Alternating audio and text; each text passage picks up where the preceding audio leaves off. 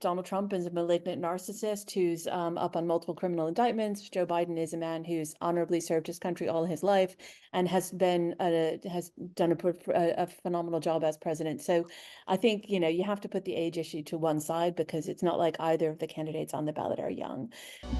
Now, voters in 15 states and one US territory head to the polls this week for Super Tuesday, and Donald Trump is feeling good.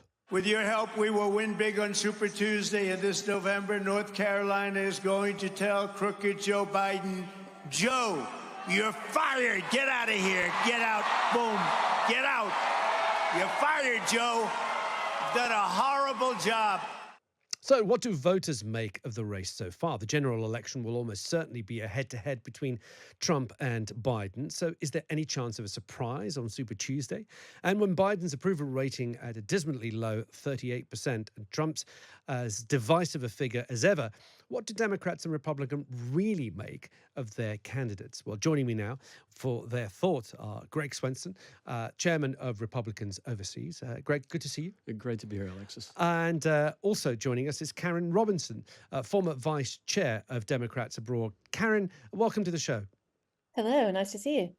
Well, let's kick off with you, Greg. Do you think Donald Trump's all but sewn up the nomination? I mean, there's not going to be any surprises on Super Tuesday, is there? No, I don't see any path for Nikki Haley winning. She might do a little better in Virginia than she did even in her home state of South Carolina because it's just more moderate in Virginia and it's an open primary. So I think the polling has Trump up 8 points there, but I don't see any surprises. I don't see how she wins any states right now.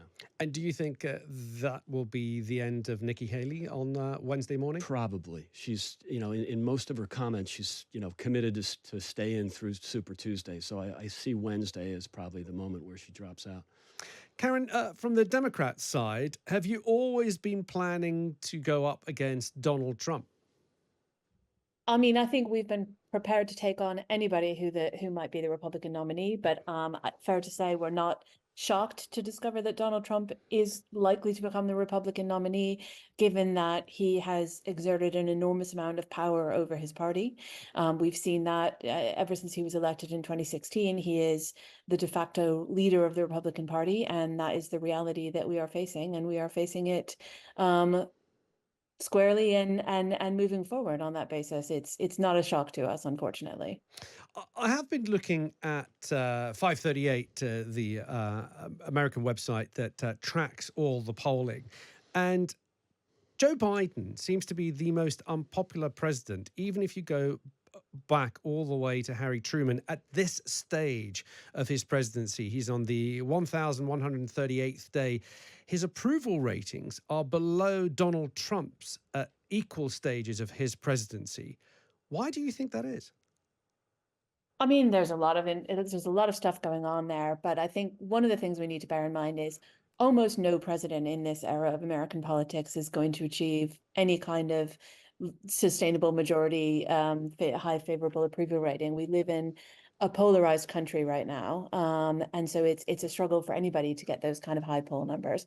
I think Joe Biden has been an exceptional president. I think he's done a fantastic job on many arenas, but the country is struggling. We've gained 14.3 million new jobs. The economy is on the right track, but people are feeling nervous. They're feeling anxious. One of the things that a lot of Democrats are feeling nervous about is the fact that Donald Trump is likely to be the Republican nominee. And I think there is a lot of, if you look at those polls and look into the numbers, one of the things that Biden is struggling with is getting kind of his own supporters to feel excited about the race. And I think speaking to my friends and colleagues in the Democratic Party, a lot of that is because they are very, very worried about November. Now, obviously, I think in a perfect world, they'd be coming out, they'd be feeling more confident, they'd be feeling more enthused.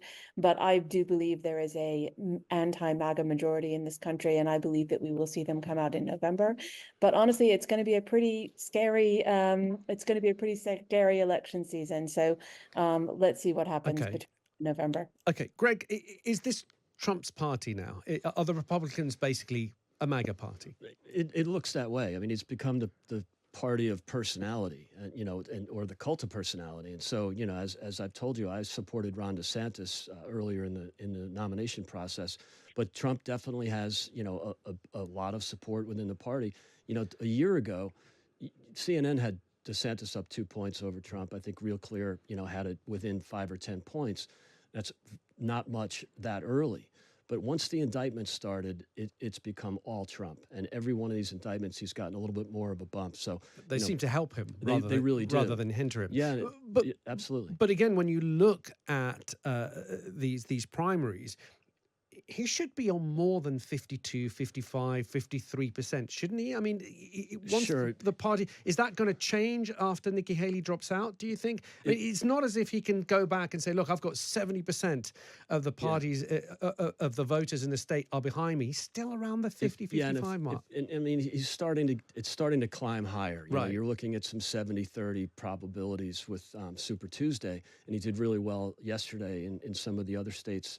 But look, I think there's a point there, and I'm worried that if you look at Trump as an incumbent or a quasi-incumbent, he should be at 90. Mm-hmm. But I think what will happen is there will be that sense of, they call it coming home, that the people that supported Nikki Haley, the people that supported DeSantis will ultimately come around. You think they will come around to Trump, or either choose to either stay home or switch to the Democrats? There might be some of that. Now, the question is, what polls do you believe? But there's some that say 10% or more of Republicans will not vote for Trump. But then if you look at that weakness is countered by two things. One is Siena Times came out over the weekend with Trump up 6 points. He's leading on the issues. 9 out of 10 of the issues favor Trump over Biden. That's the general electorate, not the Republicans. So and it's also countered by the fact that Biden is doing so poorly. And so, look at, the top issues, the border, economy, and even foreign policy. Biden's polling in the low to mid 30s on all those. So the weaknesses that Trump have, which, you'd like to see an incumbent polling at 90, I think it'll come around. Times Siena had 97% of people who voted for Trump in 2020 saying they'll vote for him again. Okay. And Biden's only at 83 on that metric. Okay. Karin, the one big talking point, one of the big talking points, I suppose, surrounding Joe Biden is his age. He's 81. He'll be 82 should he win in November and be sworn in next January. That would mean that he'll come to about 86 when he finishes his second term. For many people, particularly people abroad looking at the US election, they will look at the Democrats and think, have you done good preparatory work for this election, knowing the age that Joe Biden would reach? I don't want to make references to his slip-ups and getting names of countries wrong and his misspeaking sometime. I think also Donald Trump has been guilty of that. So let's put that aside. But his age is not something that we can just dismiss. Does the Democratic Party take some responsibility for the fact that they haven't been able to put a Democrat in waiting, so to speak, in the last 4 years that Joe Biden's been in office? Yeah, well, look, first of all, I would say Joe Biden is an older person for sure. Donald Trump is only a few years younger. Donald Trump is a malignant narcissist who's up on multiple criminal indictments. Joe Biden is a man who's honorably served his country all his life and has done a phenomenal job as president. So I think, you have to put the age issue to one side because it's not like either of the candidates on the ballot are young. But I think your question about preparing for the election is a valid point.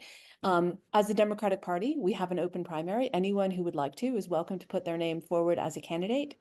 And nobody has put their name forward. Nobody who has put their name forward has been able to beat Joe Biden. He has clearly won the primary against the people who did come forward. But Karin, isn't that because the power, from what I understand it, of being the incumbent is so huge because you have all the power of government, that whole machinery working for you. It's a huge advantage. But knowingly, the Democratic Party, knowing that age was going to be an issue, didn't prepare, I don't want to use the words the anointed one, but someone who was going to be brought up through the ranks in the last 4 years. I mean, we thought about perhaps Kamala Harris would have been the person, the vice president, but she's incredibly unpopular. So is it irresponsible of the Democrats to have put basically an 81-year-old man on the ballot?